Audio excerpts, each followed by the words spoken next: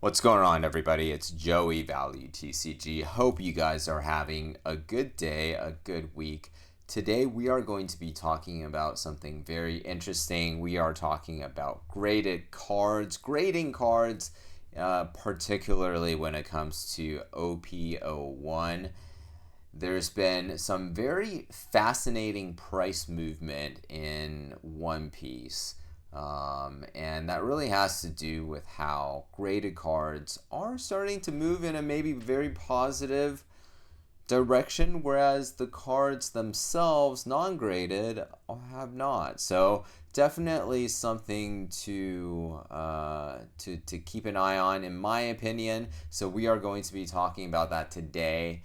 Before I do that, really two things: like, comment, and subscribe, please. That'd be very, very helpful. And then the other thing is, make sure you guys are watching my prior video. It's the one that talks about bulk cards and how that's going to pay for your Chipotle. So make sure you watch that video. Might be a little surprise for you in there. But anyways, we are going to be talking about grading.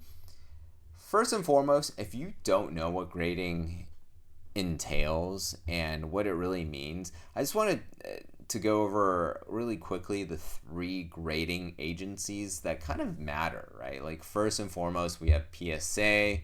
As you can see, they have prices here. These prices move up and down quite a lot, actually, depending on demand, and usually around $20 and $19. This is when demand is relatively high.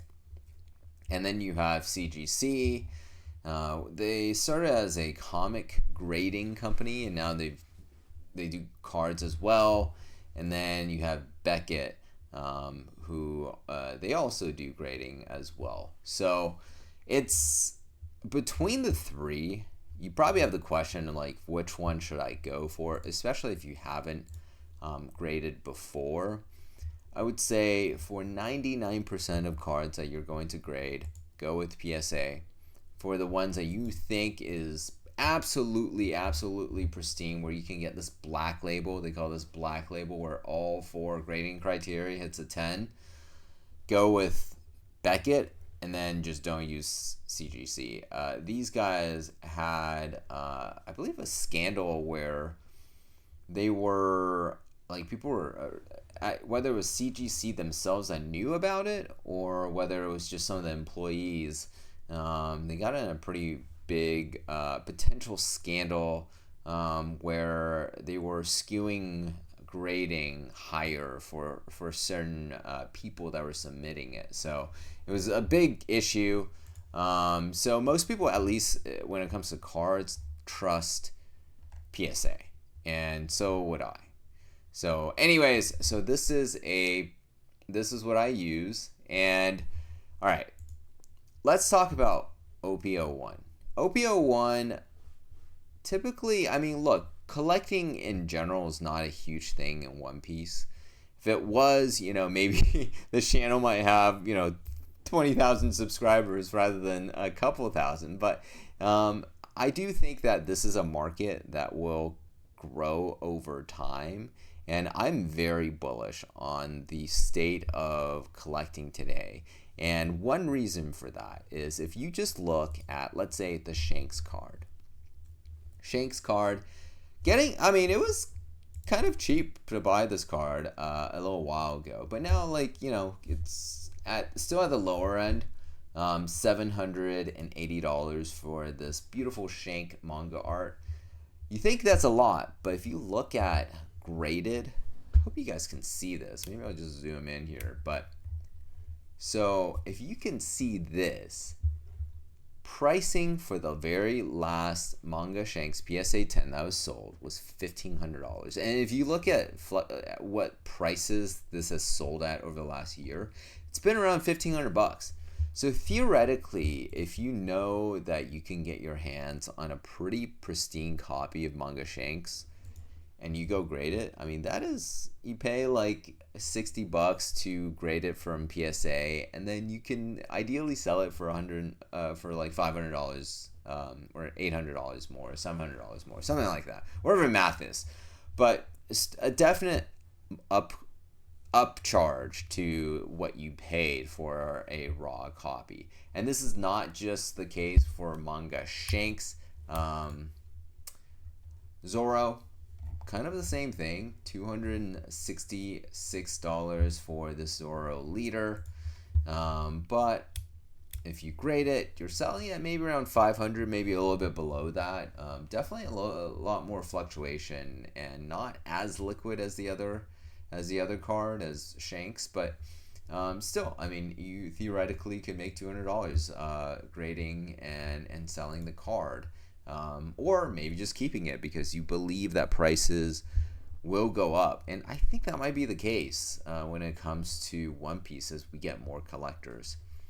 Law, $220. This one was the one that kind of shocked me and made me realize, because I have a copy of this. I have this this is a Wave 2 version that I have. So as you can see, this says play up to 1. So this is Wave 2 version.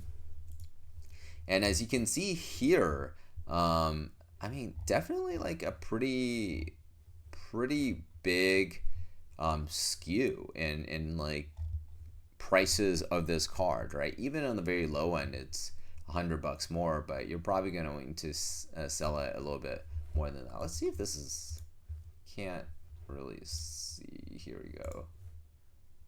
Yeah, so up to, so it's the same card, and it sold for $560 potentially, maybe a little bit less than that because that wasn't a fully accepted card price, but still very good differential.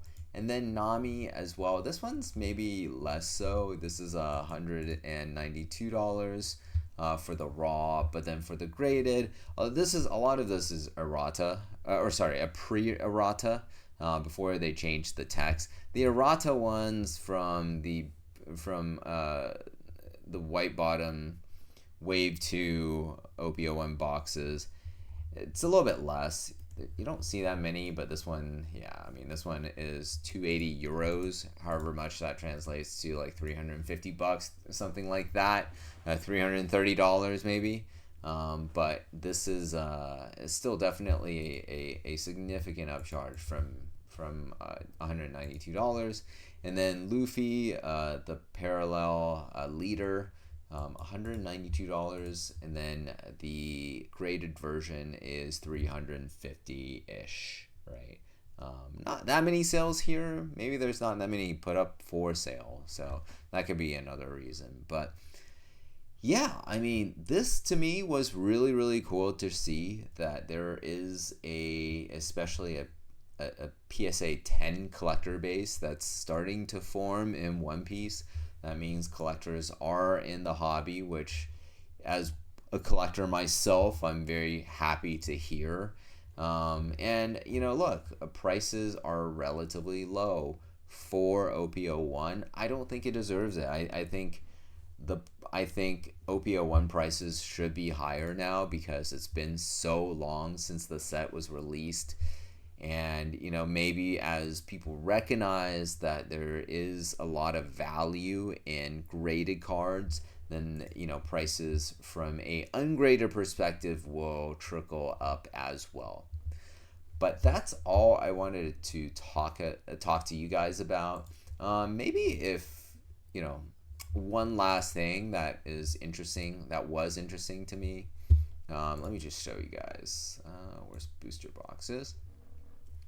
Booster boxes for Blue Bottom Wave 1 OP01 is now $2,600. That is freaking nuts, guys.